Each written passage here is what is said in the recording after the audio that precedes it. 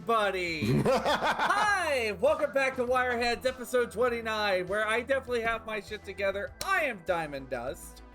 And I'm Emmerron. Hello. And we are two GMs on the internet who happen to also run live streamed games, and we have opinions about things, which is why we decided to make a podcast 28 episodes ago. Yeah. Now, I already see what some people are saying. You must have bear. Don't worry about it. We will get there. But we'll talk, Robert. We will talk about the bear. Yeah. But yeah, that's gonna be the first half of this episode. I am having performance issues detected. Okay, interesting. Okay. It's fine. I don't hear them, so it's good enough for me. Anyway, so with that in mind, friends, we are going to be talking about the DLC that just dropped today. And the Halloween DLCs are usually pretty fucking fire, just like the April DLCs. And it's very good. It's very good. Last year, we got 3 great scream sheets to run for your crew for Halloween. This year, it's not a trick. It is quite the treat. Unless you're somehow upset about this DLC, which I don't see why you would. You're gonna love these guys. We've been in a game all afternoon that I run. I think I've said this before, that usually we're coming hot off the heels of my game when we come in here. And so it's one of those things where I've not had the time to read it, nor see much of the community sentiment on it yet. That said, the initial reaction from this, which I did see, because it was right before we started, was overwhelmingly positive. Everyone was very excited about this. It's, as the meme goes, everybody liked that. This is another one. It's like 2024 is the year that Artel does not miss with its DLCs. Not at all. No, this is incredible. So, just kind of down the chute, we are introduced to another new character, Dr. Talia Vex of Biotechnica, who is the lead bioengineer of the Cyberpet line that Biotechnica has revivified, as it used to belong to Adric Robotics during, pre-Fourth Corporate War. So, once again, it's another corporation scooping up what another corporation had. Now, given I'm pretty sure Biotechnica already was in the field of doing bioengineering already, but I imagine Adric was the people that put the cyber in the pet. Now, personally... Yeah, I mean, I would have to imagine. Adric, because I'm trying to think if I even remember anything that Adric made in particular during the 2020s. They were mentioned to be I think, in the core rulebook to be a dead corporation at this point. Yeah, I'm just trying to think of the 2020s and what did they make? Because we're about to do an internet. We're about to do an internet. Oh boy. Adric Robotics. Cyberpunk. Let's find out. Because I would have to imagine. It's funny though, because the first thing I thought of when I started reading through this was the story. I think I've said it on the podcast here, where my wife and our friend were leading a whole line of cyber animals out of the Biotechnica headquarters. They're just fuck corpos. They're their little binary voice modulator implants, and I'm this is so good that this exists. This is real. I wasn't wrong. Okay. We have Adric produced what was basically mimic variants of animals, such as the tarantula, the centipede, the beetle, the Adric Law Dog, Rapid 1, the Adric Max Police Dog, the Adric 100 series humanoid. Basically replicants. Jesus. Yeah, replicants slash animoids from Blade Runner. They had the Adric robot Burroughs full body conversion. and then they had patrol units. Oh. Yeah, okay. So yeah, so they were in the business of like sapient robotics, it seems, to a certain extent, that is yikes. Anyway, Biotechnica, good job. You bought them out. You're clearly a more moral corporation here. Congratulations. But yeah, it's fun. The intro here is actually relatively brief.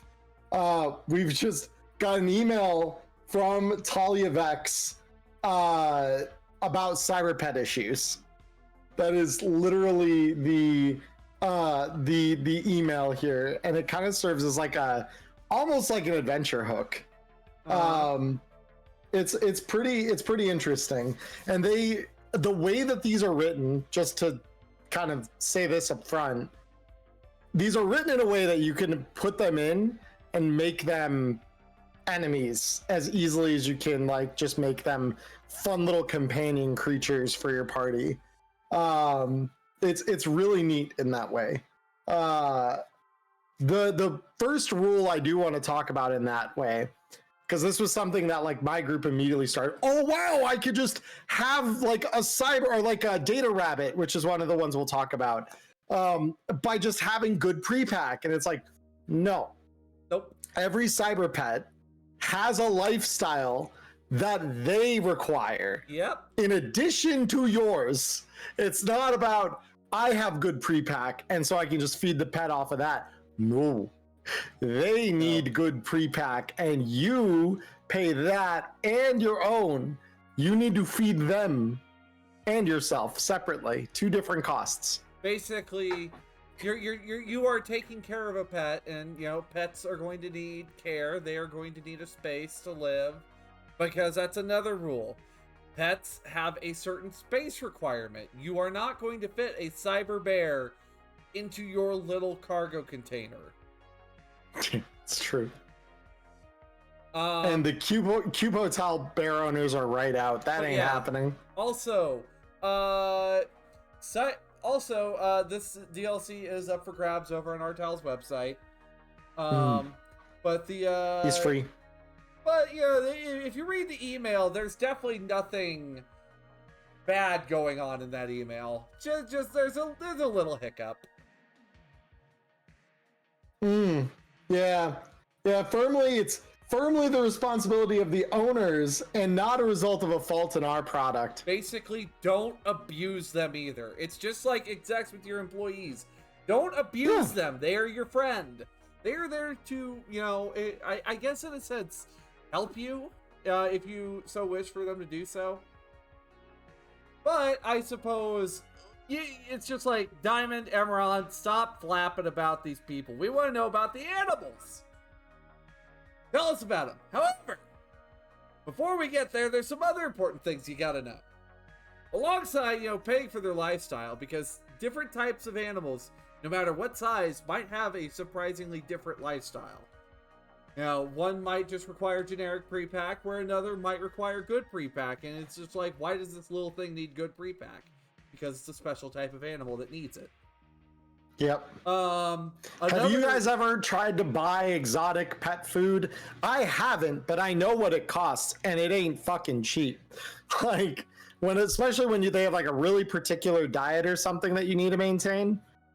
Yeah, it's expensive. It's very, very expensive. Well, and then also you have to train your pet, which, you know, that one skill that's in the education section that we were like, why the fuck do we have this?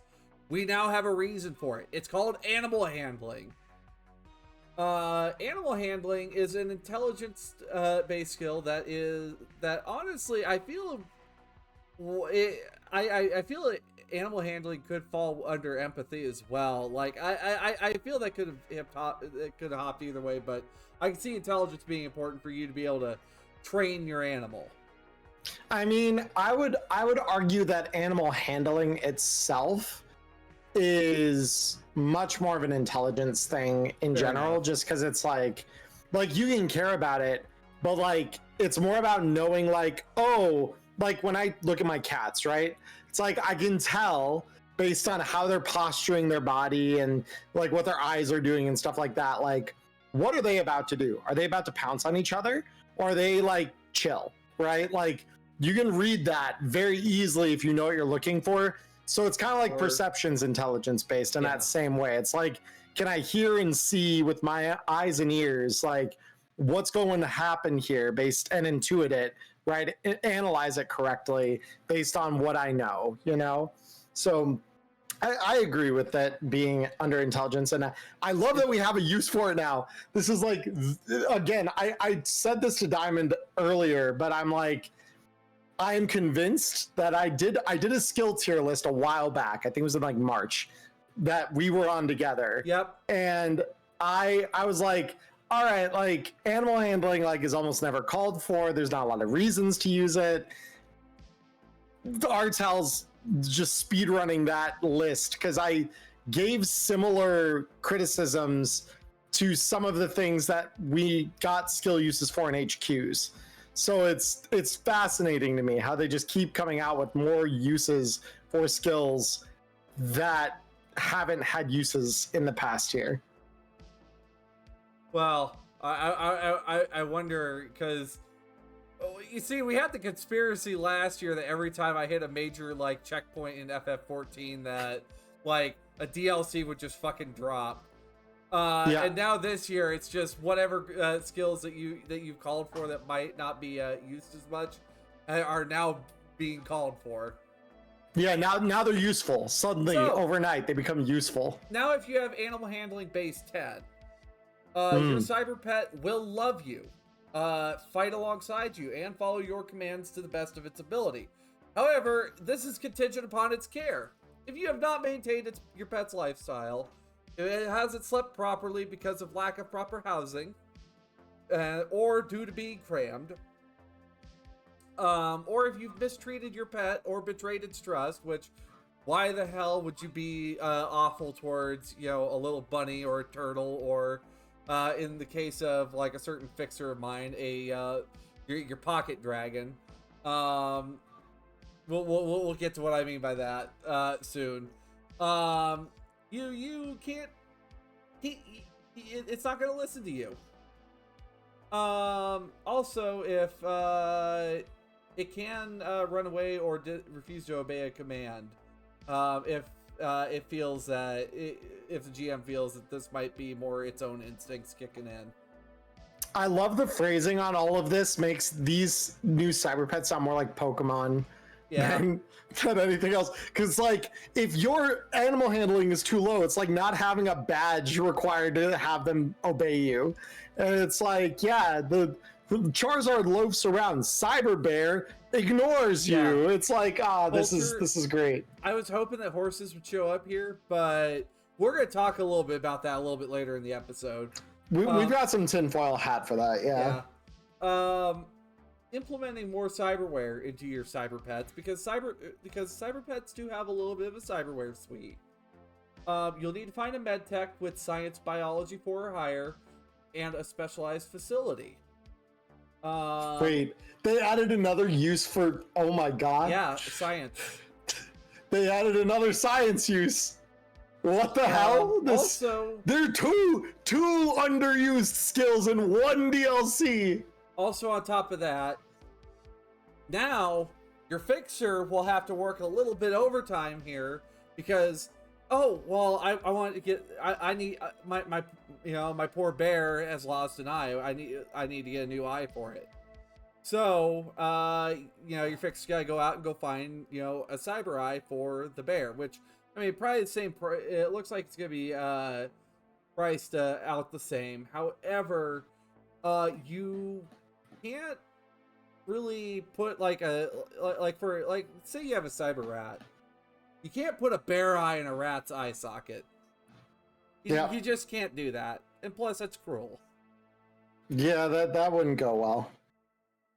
And of course your animal can be trained to use the cyberware that you're chroming it with. It's going to be an animal handling DV equal to the installation DV. Failure does not turn the cyber pet against you. It's just it won't know how to use that cyberware yet. Yeah. However, Which by saying that, I assume you can reattempt it basically.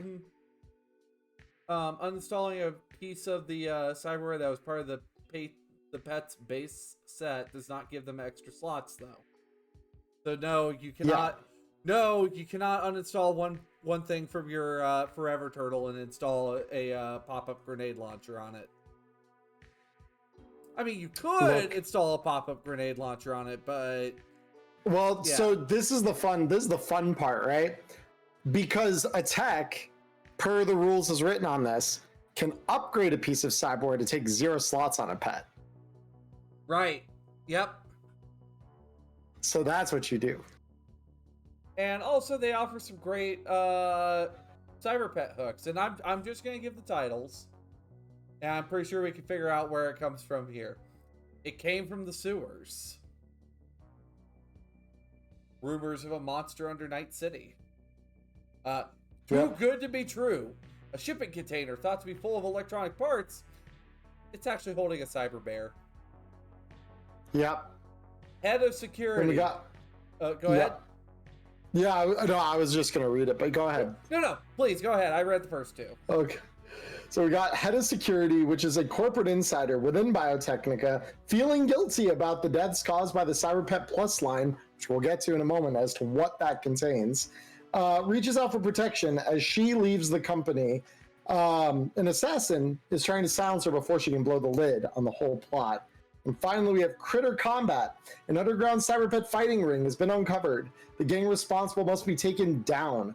Caution, a dangerous number of cyberwolves are aggressively loyal to their master, the ringleader, Michelle Vex. Who probably absolutely has no relation to Dr. Talia Vex whatsoever. I'm sure. Yeah. Not even a little bit. I suppose a rule that first showed up when we got the bioexotics packages. Fixers. These pets come at a certain price point, but those price points don't define what their availability is. So, a Forever Turtle does cost 2,000 eddies, but it's treated as if it were very expensive for the purposes of determining availability. Yeah. And this, more than in other DLCs where this has been kind of a mentioned sub-rule, they use this a lot in this DLC. So it's really, really important for GMs that want to implement this, or for GMs, I guess, whose players want to buy their own pet and do something with this. It's important, GMs, that your players, or that you and your players look at the availability when you're going to buy it, just to make sure that the reach requirements have been made, or if they're rolling on a DV to see if they know a fixer who can get it for them. All of that kind of stuff applies. So just do be aware of that. And I'm not going to go into the fine details of every single animal here because we just don't have enough time to do it. But we'll talk about each animal, give an overview. So first things first, I can already see the Monty Python scene happening here. We have the Data Rabbit. And for some reason, this thing's got some real gnarly teeth on it. But would you like to talk about what Data Rabbits are made for?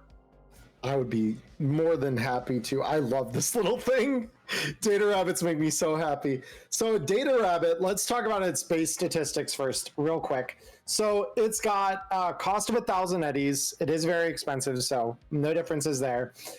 It requires generic pre-pack for it. So not too bad, right? As a beginner pet, you could fairly easily afford this thing. Another thing about lifestyles that I should mention as well here before we move on. Pet lifestyles are not prorated. So if you get a pet partway through the month, you immediately have to pay a month's worth of lifestyle for the pet. And then it refreshes when yours normally does as well. So Data Rabbits need generic pre-pack. They have 2 cyberware slots. So this means in addition to whatever comes on them, you can add 2 slots worth of cyberware. They are mook level, so this is the other thing. All the cyber pets that we'll talk about today have a combat level associated with them, and their attacks all have combat numbers listed next to them as well.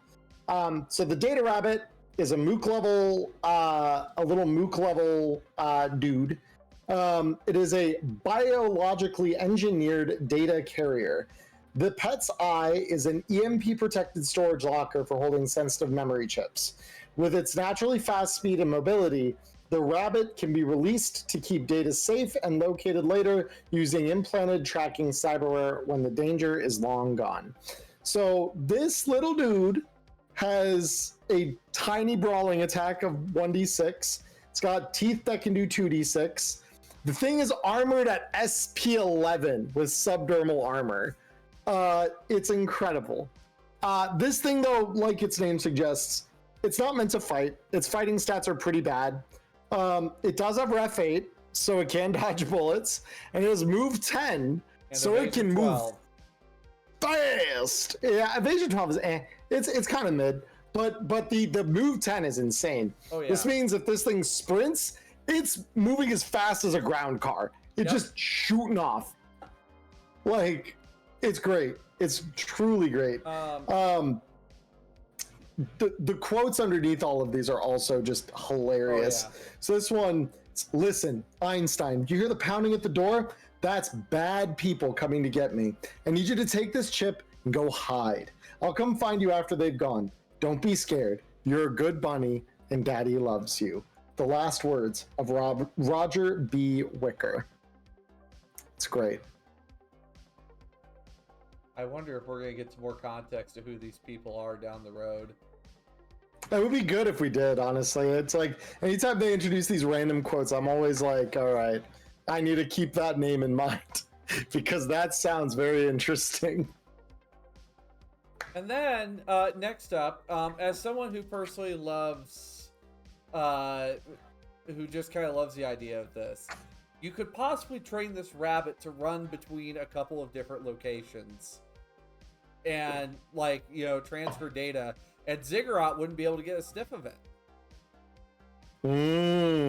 Unless they hack the tracking chip on it. Well, this is true. But, you know, if you do everything, you know, off net, or try to do as much as you can off net, I mean, I love the won't idea show of up that. through there. Like, I could see, like, just say an entire grouping of like people that might just do that. I like it. I like it a lot. Yeah, having like a little data heist syndicate or something. Oh yeah. And then you've got this is Watson. Watson is our friend. Watson is the thing that will bring you your data. Please be kind to Watson. If you are not, you will end up in the bay tomorrow. Do we have an understanding? Like cargo mailing service, yes. Yeah. But Bunny Express. Something I want to note. They all have like levels to them. Data rabbits are mooks. However, this mook has athletics 10, evasion 12. Most mooks I've seen don't have evasion 12. That's true, yeah. They have stealth 10, and they also have wilderness survival 10. That's great, honestly, because then they can forage for food outside, which makes sense. They have empathy 2, but they have a human perception of 8. Yeah. They have a better human perception than most people do. I mean, they kind of have to, right? Because they need to be able to like identify like, am I about to get carved up like you know, little for a meal or something? Like what's going to happen? Am I about to be spit roast, or is this person trustworthy? But I could already see someone like possibly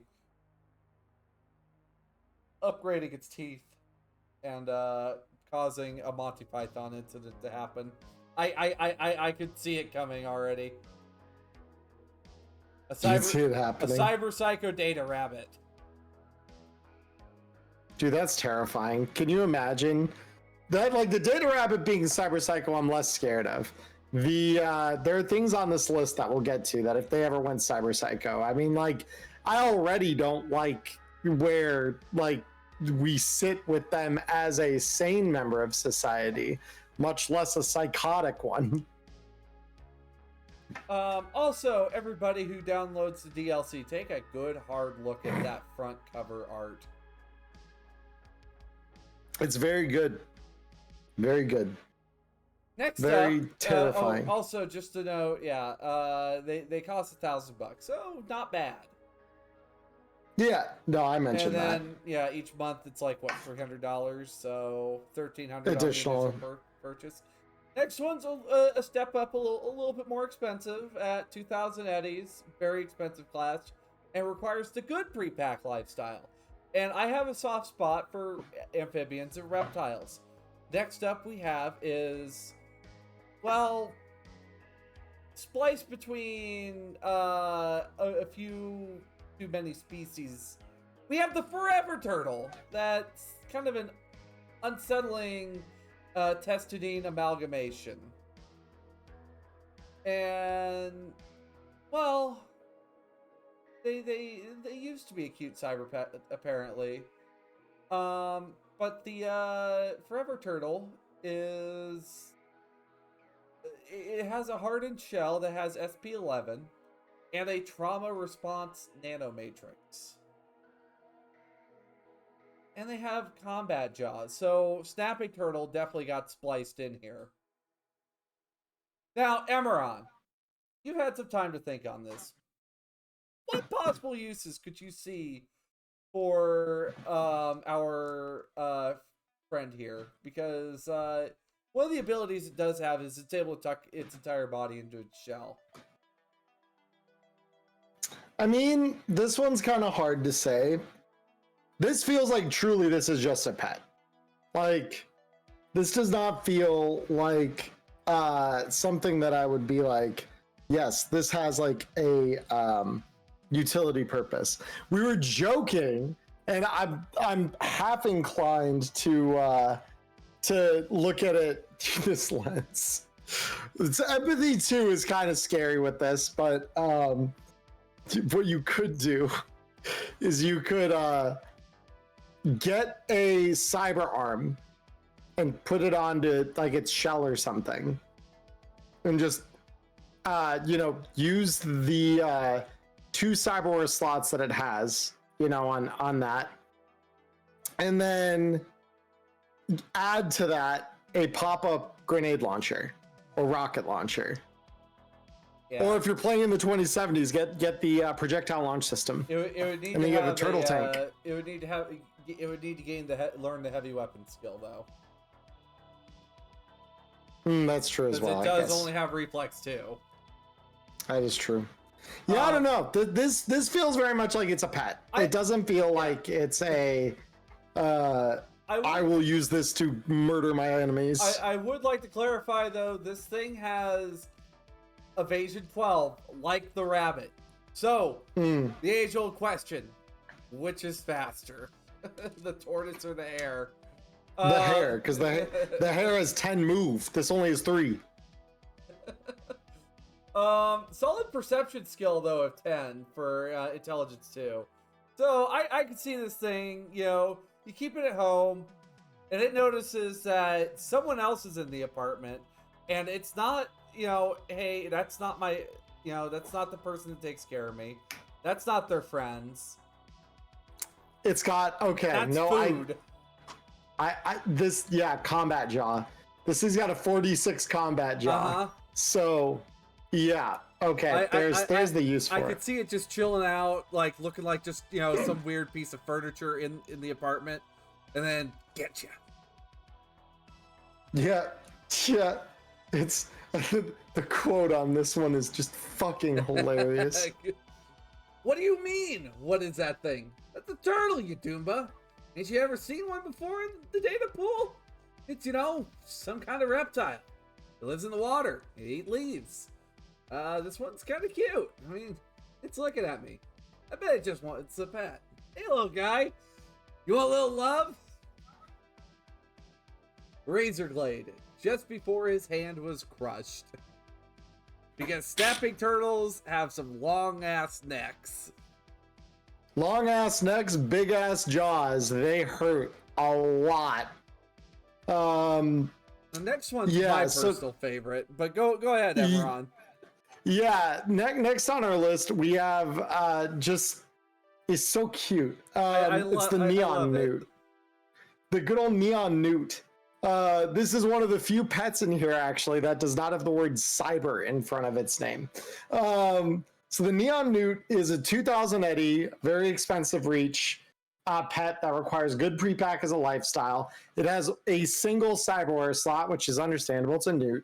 They're tiny.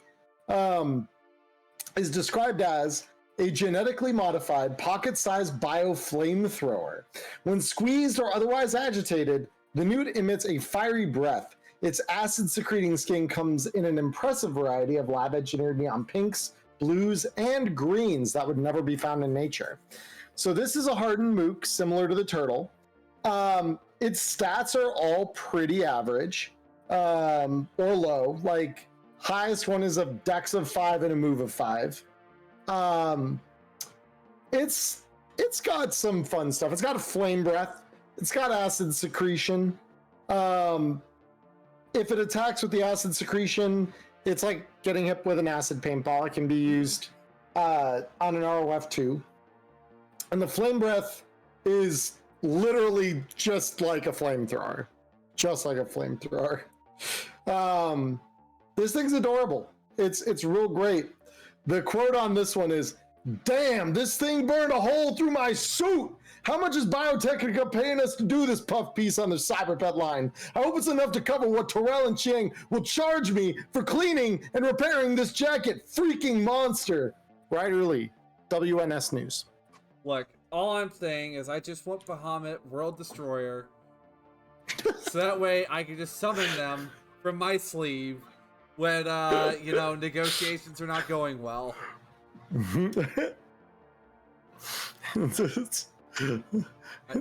No, you're gonna pay me. You're gonna pay me $5,000 to take that shit off your hands. You're a fuck up, Chum.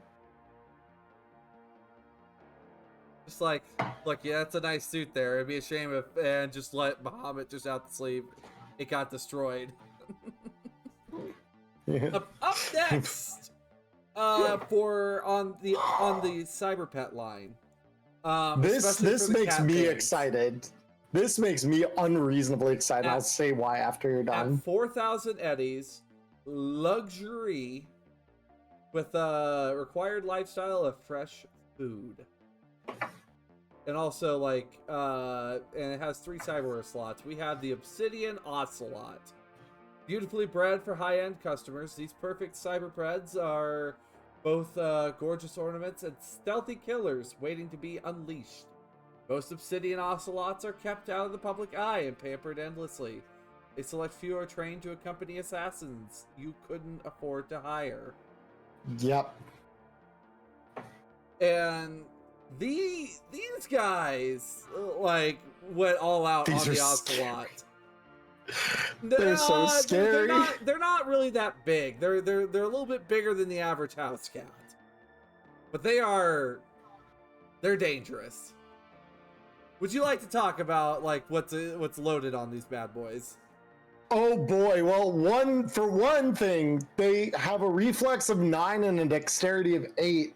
So yeah, that has a lot of implications. They also have a movement of 8, so they move fast. They have they're both a combat jaw and cat claws, both of which have a combat base of 15. So they're gonna hurt a lot, even in straight up face-to-face combat. They're armored at SP 12 on both their head and their body. They also have combat awareness like a solo would at rank 5. And if that wasn't enough, they also have chameleon coding like in FBC. So you won't see them, and they can get a free headshot with their 4d6 combat jaw on your throat, skull, etc.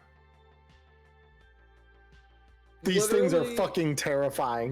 at 4d6, let's say, you know, so like, so it hits your head, and what's the average for 4d6 damage?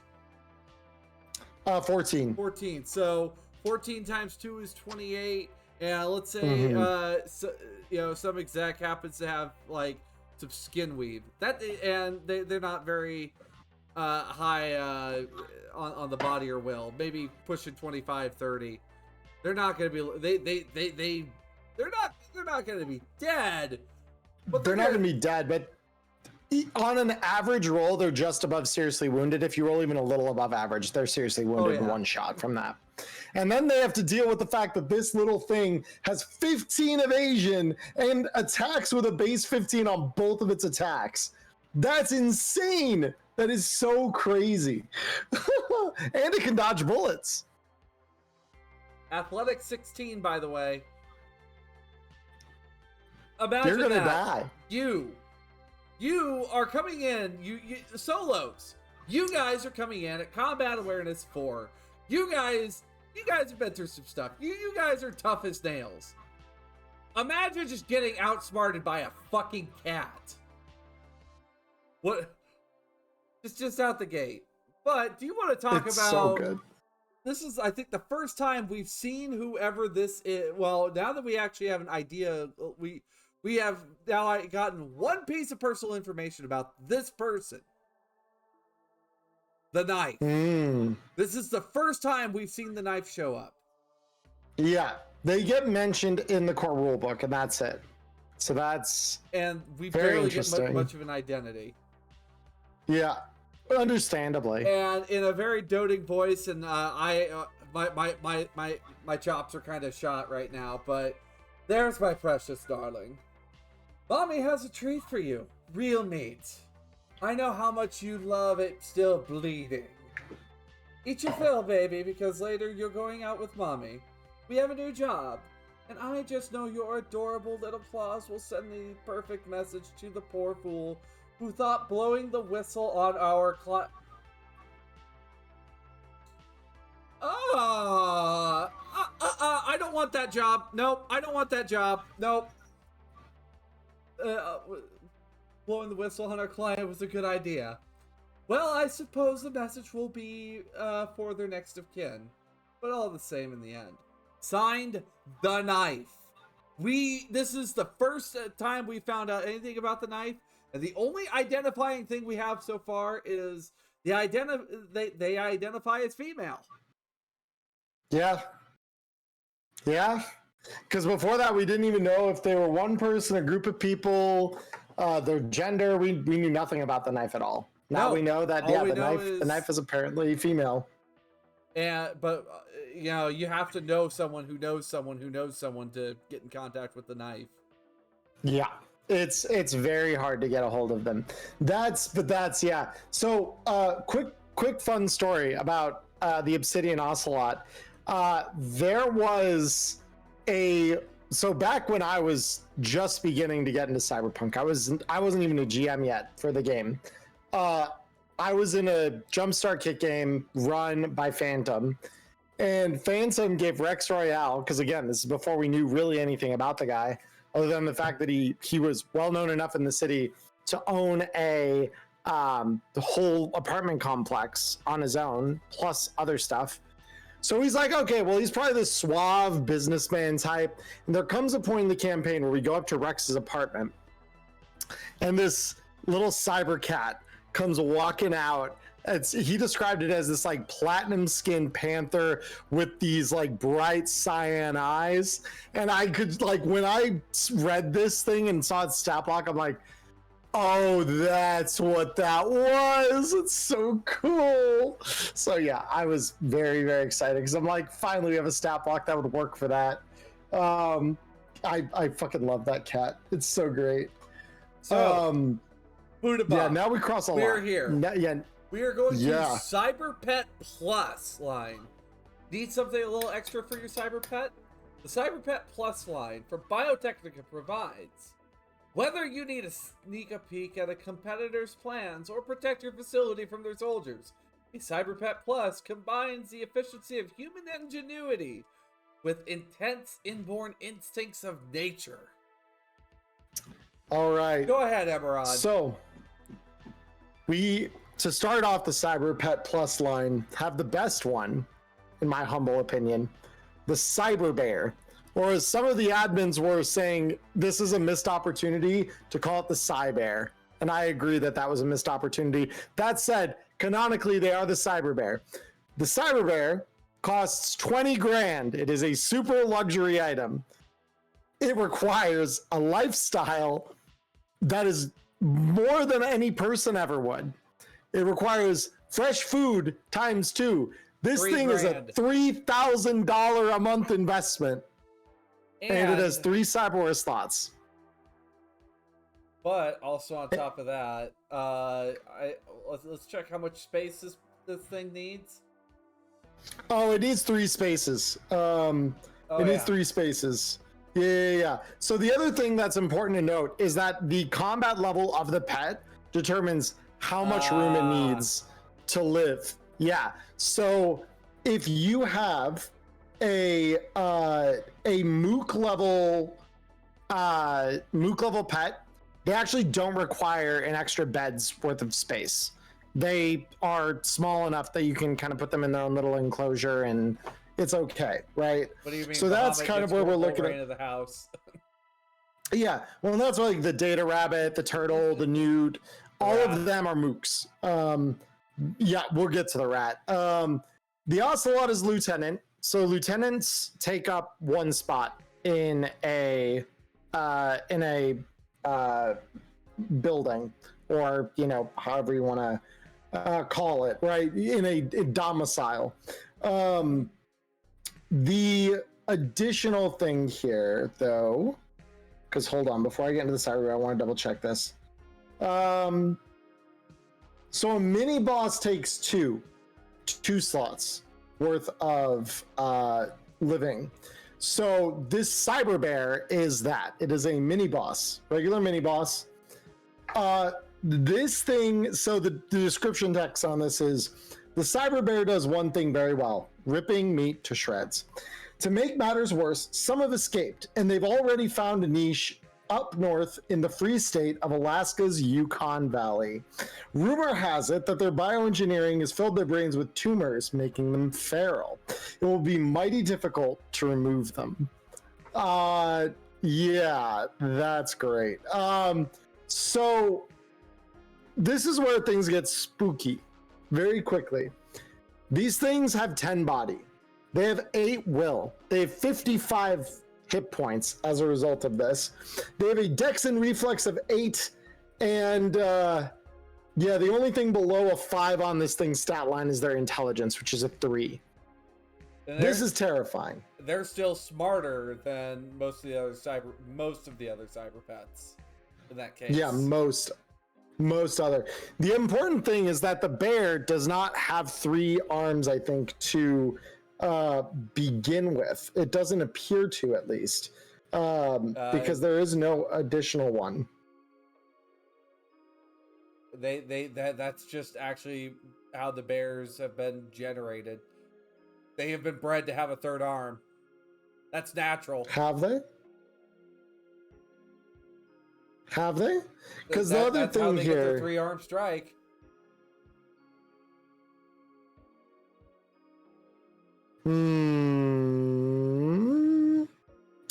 It doesn't see because I always thought like the 3-arm strike is like you just do 1, 2, 3. Like you don't necessarily need the 3rd dangly arm out here. Though, yeah, I mean, if you want to do that or like call it that, that works too. So here's the real thing, right? This was the first thing that I saw on the sheet, and it literally made me react to Diamond saying, "What the fuck?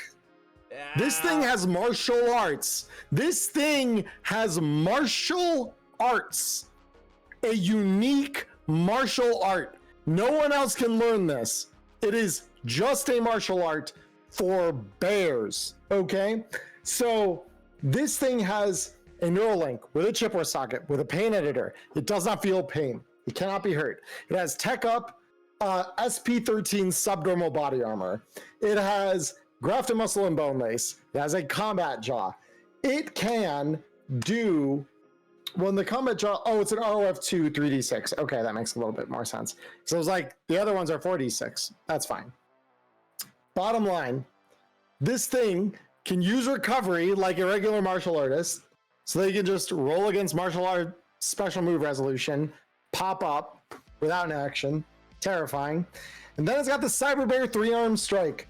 The requirement is that the Cyber Bear hits the same target with 2 bear claw attacks this turn. Once per turn, when the bear fulfills this requirement, they can use martial arts special move resolution to attempt to beat a DV15. If they succeed, they may choose one of the following effects. However, should they fail, the tumor in their brain causes them to immediately suffer 5 damage directly to their HP. So the tumors are not merely flavored. They do have an effect. The 4 choices you get, though, as this bear, is the bear can either grapple or end a grapple to their last hit target. The bear can attack their target again with either a bear claw or combat jaw. The bear can cause their target to suffer a random body critical injury. And the bear can reduce the SP of all their targets, all the last hit targets armor, there we go, by 4. And it's all worn armor. So that means head and body, both reduced by 4. So, oh, this thing's combat stats, by the way, one more thing. Its martial arts base is only a base 10, but its claws and jaws are combat number 16. uh-huh. Fuck, these are terrifying. Yeah. I hate them. What do you mean? You hate Cyber Baloo? Come on. Can I just play as a cyber Buddha Bob? That's why we have Ursa form. Diamond and I, this is one of those things that we were talking about. Can you, if you take Ursa form as a bioexotic, if you add a 3rd cyber limb, right, via like a multi, a multi limb shoulder mount or whatever they call it, the Borgware, right? If you had a 3rd arm, could you in fact learn how to martial arts as a cyber bear? So I don't know. I was kind of thinking, like, yeah, you're taking on the form of the bear, but part of this is probably because of the damn tumor that these bears are developing. Some of it, yeah. And just the pure ferocity. Because, like, looking at the art, the front page art, it is a goddamn grizzly bear, okay? It's not a little black bear. No, this is a fucking brown bear. Big old Rocky Mountain grizzly bear. These guys, yeah, like, I don't know. I think you'd have to have, what's the, it's from, actually about that Prepper Jack, I have a bear that Biotechnica had lost track of called the Nitro Bear. In my setting, Nitro is a concoction of black lace and synth coke. That thing is running loose through South Night City in the old combat zone. But I'm thinking about it. Like there's that one device from Mixing Drink Savings Lives, the extreme animal behavior chip. Oh shit, that's horrifying. I hate everything about sure that. You're gonna go fucking psycho from it, actually. Probably, yeah. Yeah, I think you'd be able to do martial arts bear, but your GM will be doing it, so you're giving them, all that with the power of, a much more intelligent cyber bear, basically. Yeah. But next up is one that's really cool. Again, my love for reptiles. Now, I when I like snakes, I like little snakes. I like the little guys that, I can just let wrap around my fingers while I'm, talking to, like when I was teaching, I had a lot of like little garter snakes or prairie ring snakes just to wrap around my fingers while I'm, talking to the Cub Scouts. We have the cyber boa, which Not gonna lie, I'm a little intimidated by boa constrictors, but I think this is pretty cool. They cost 4,000 eddies, and they require a fresh food diet. And they have 3 cyberware slots, and they're hardened lieutenants. They were marketed as search and rescue aid. Biotechnica actually released with the cyber boa. It was a serpent combining the DNA of the world's most dangerous snakes into a single creature. No cyber pet is a better exemplifies Nicola Goja's, yeah, that's the Biotechnica CEO. Better survival through biochemistry than the cyber boa. It has 1 empathy. It has body 7, will 4, move 4. It has a dex of 9. So, what are boa constrictors really good at? Grappling. They have a brawling attack, base 16. And they have air hypo vipers that have 4 slots. 5. Or 5 slots for 5. For either biotoxin, poison, or a street drug. Now, the thought is, what if you could tech upgrade it and make it a medtech's companion to assist the medtech? What is some other weird shit though that you found on here, Emmerron? Well, so real quick to answer Robert's question, it only is a 4 in its move, so it doesn't move very quickly. That said, it has a stealth base of 13, so it's pretty sneaky. The real fun part, this is the one that I noticed about it. It has a 3rd eye with a flash bulb in it, so it can stun you. So it blinds you and then constricts you, and then can bite you. And then over the course of 5 turns, just inject biotoxin. Each of those deals 3d6 damage straight to your health if you can't beat the resist drug torture. You know, or if you want to get real creative, you do some blue glass.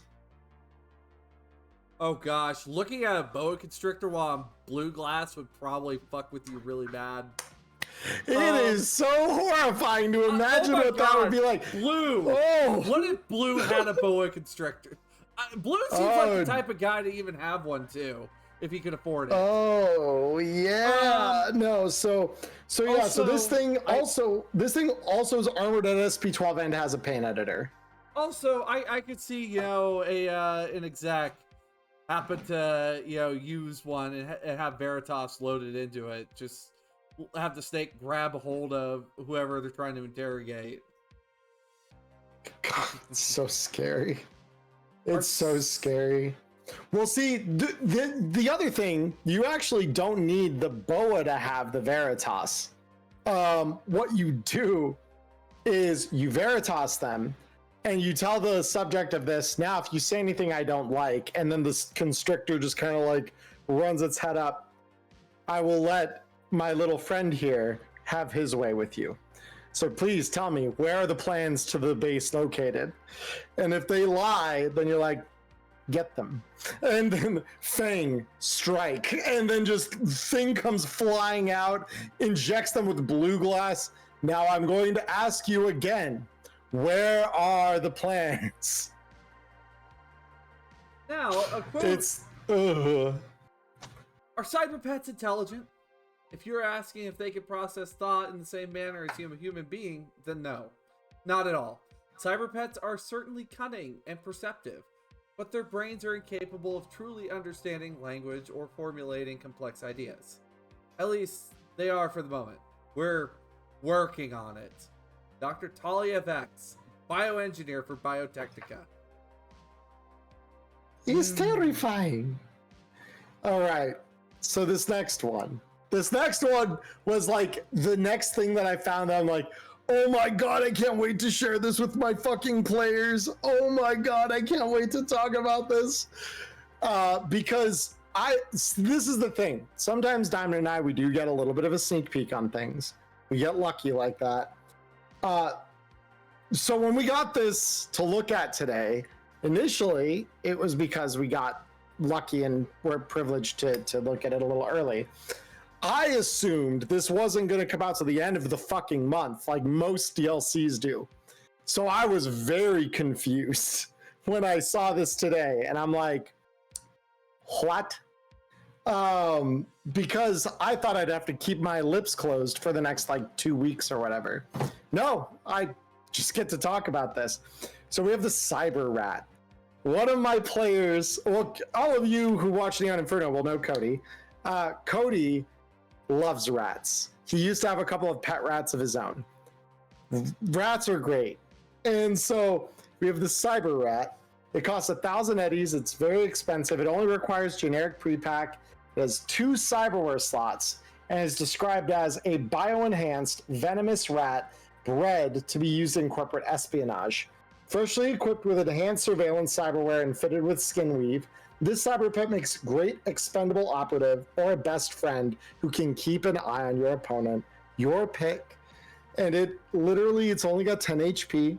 It is 2 body, 4 will. It is a mook level thing, so again, doesn't require any extra space.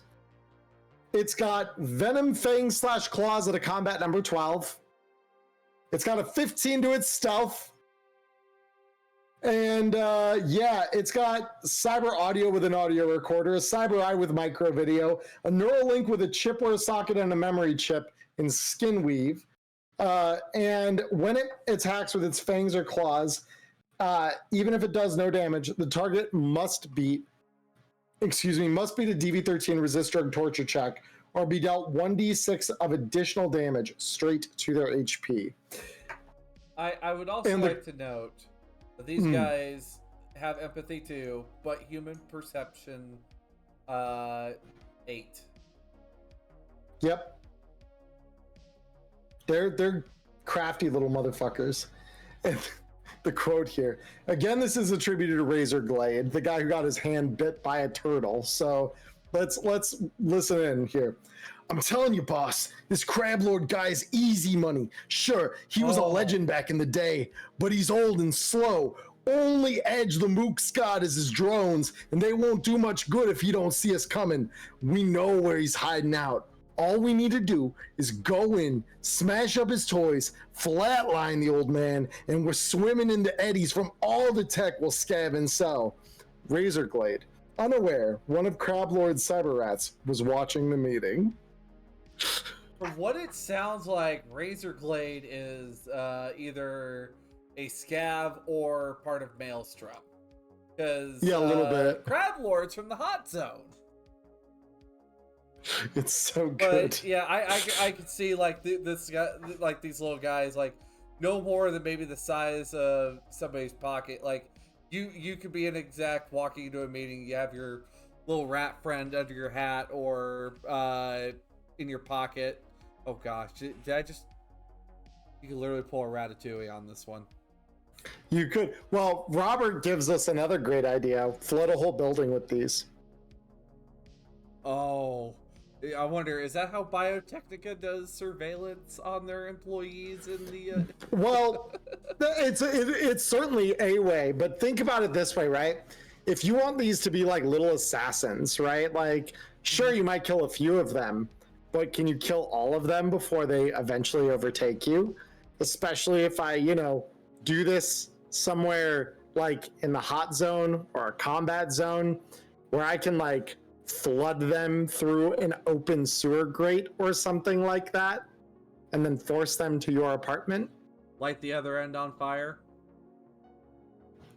Yeah, you understand what I'm going for. I don't condone the rat cage method, but I'm just saying fire is a very, very good stimulant to get things going.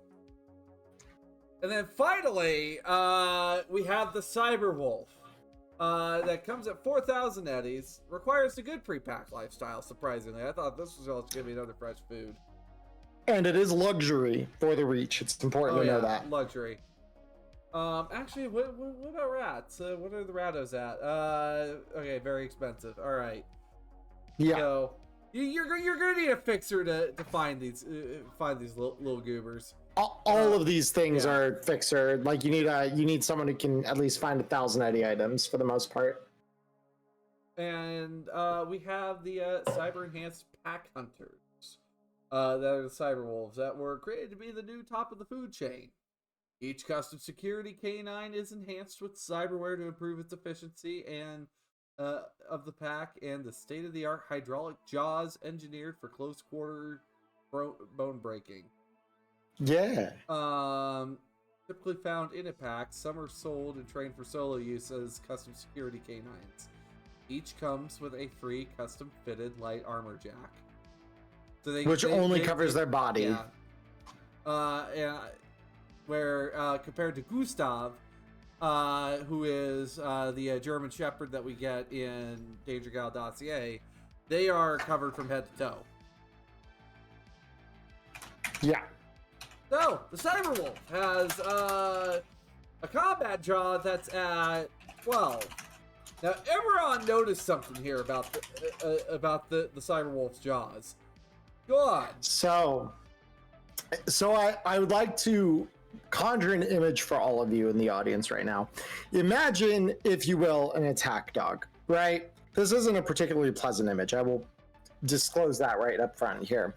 Now imagine attack dog is told sick that guy, chases him down, drags him down to the ground, gets up in his business, has him by the back and the neck, right? They're grappled by this point in game terms, right? Well, if they're grappled, this guy gets a plus 1d6 extra to his combat jaws, which are at a 4d6 base, and it becomes 5d6 if they're grappled onto the back of them.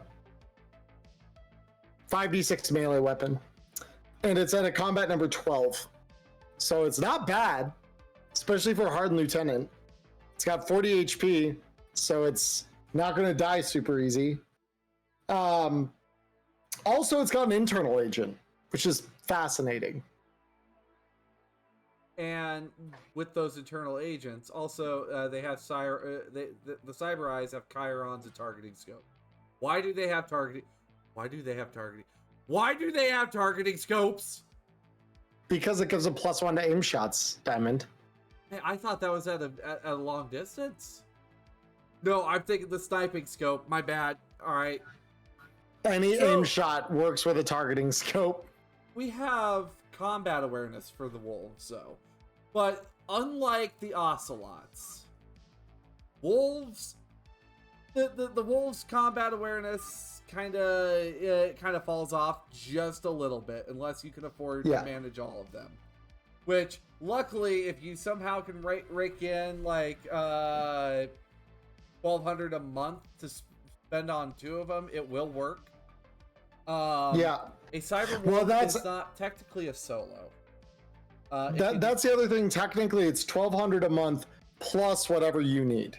Like, it's very important to keep that in mind. I'm talking about like with the animal specific, because they each of them are going to need a 600 Eddie lifestyle per month. A cyber wolf is not technically a solo, but it can use the combat awareness rule ability at rank 3 as long as it's within 20 meters of another cyberwolf in its pack.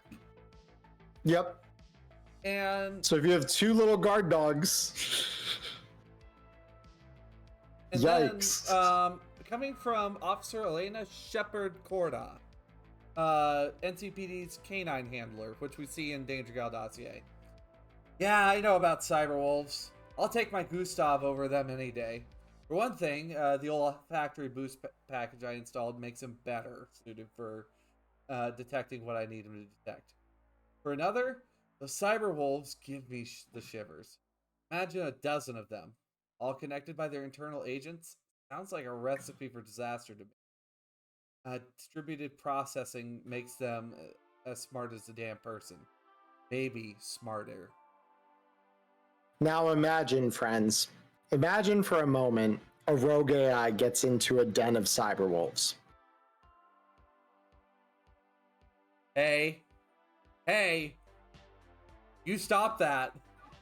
No, I don't think I will, Diamond. No. Imagine, if you will, friends. Imagine that these things are stalking Night City, right? And there's a rogue AI installed in each and every one of those internal agents. and it is smarter than a person and has these killing machines tailored to utterly disposing of the people it does not like Netwatch, for example. That'd be a really interesting adventure hook, wouldn't it, guys? I'm just saying. I'm just saying someone should probably do that. It'd be a lot of fun. Which, oh no. Oh yeah. So, in building the Cyber Pets, they did pull some stuff that came from some paid content here, which is like Black Chrome, Interface Red Volume 2 and 3, and Microchrome, which was originally the backing for the Penny Arcade crossover on the pins. So you'll get some interesting new stuff for free in here as well. Well, and it's not none of this. It should be noted that if you are freaks like us that have everything for Cyberpunk RED, nothing in here is new, right? All of this is stuff that's been printed elsewhere and has been purposed for use in this DLC. So you will not see anything crazy new here or novel. It's just, but it's still cool. Yeah, there's also some new tech ideas as well in here as well. Yeah. There's plenty of novel tech upgrades. What are you thinking on this DLC? Because I think this is set some between this and also the concept of Gustav being made in Dane Trial Dossier. It really sets a good floor and ceiling for like what Cyber Pets are going to be capable of. Now we are coming, I think, to the tail end of my. Oh, yeah, we're a little past it, but we burned. It's okay. The second we do have some ideas though on what may be to come, or tinfoil hat on this one. I mean, this gives us a good template because I've seen, like Robert asked earlier, like, do we have cyber bats in here? No, we do not. But if you wanted to make a cyber pet of your own now, we have rules for governing that, which is very, very cool. And that means that we can make our own. There's also the possibility, like Diamond was lamenting earlier, like, man, it's a shame we didn't get dolphins with snide comments from Toggle in here. There's that. I was personally hoping that we would actually get horses, because I would like to play a mounted lawman at one point. But there, with Rusted Chrome somewhere off in the hazy horizon out there, somewhere close in the distance. Anyway, there's a possibility for more animals to come. I think this. Bear in mind, guys, I know I said earlier we get to see things early. Rusted Chrome is not one of those things we have any idea about. We are as in the dark as you are about this. We don't know anything. I want you guys to understand, I gaslit myself to the point of believing that Rusted Chrome was nothing more than a placeholder name for a long dead project. No, Rusted Chrome isn't real. It's not happening. Rusted Chrome isn't real. And then we get to Gen Con 2024. Jay Gray's just like, oh yeah, we're working on Rusted Chrome, and I'm just sitting there. Rusted Chrome's real, and we're like, shoot, it's actually happening. Yeah, but this opens up the possibility that in future products, like a 12 days holiday special, or like a 12 days or like another paid supplement like Western Chrome will be eventually, we will get additional cyber pets as an element within there, because we now have free rules available to govern them. I mean, I guess, before we sign off, like out of this half of the episode, is there an animal by chance, Emmerron, that you hope to see? Is there an animal I hope to see? Yes. I want to see whatever the hell a boss level pet is, because we didn't get any in the DLC. A dragon. We got a mini boss. What if they dragon? What if they just full on make a dragon? No, they wouldn't do a dragon. What they would do, however, they'll pull a Jurassic Park in concert with Fossilized Violence whenever that comes out. We'll get like one of those one pager little like cards like we got at PAX U last year, where we get like King what's his name? The big T-Rex that's on the front of the book. Oh gosh, I don't remember what King's full name is. King the Trampler. That's what it is. Yeah. That's we'll get a King the Trampler crossover, and that'll take 3 slots. You know, honestly, alligators would be fun. An owl would have been a very fitting one to include in here as a hat tip to Blade Runner, to be honest. Oh, that would have been No, I was like, why an owl? And then that is a great. That would have been a great little nod. Yeah. No, the moment you said Blade Runner, I'm like, oh yeah, the Tyrell owl. Yeah. 100% agree with that. All right. Well, on that note, friends, make sure that you feed your pets, take good care of them. And I'm talking IRL, take care of your animals. I wish I could have like fish. Honestly, fish would be also interesting to see. Like what would a cyber upgraded piranha look like? And would Corpse Survivor have a tank of those? The other side of the coin here, just as one final thought before we drop off this topic completely, you could, in theory, look at exotic packages, bioexotic packages, and start getting an idea of like, this is what a human version of this animal looks like an aqua form, and then start just translating it over to the actual like cyber animal, and do a cyber pet based on that. And that would probably give you a good baseline. Looks at the new human package. And on that note, bye-bye, friends. Bye-bye.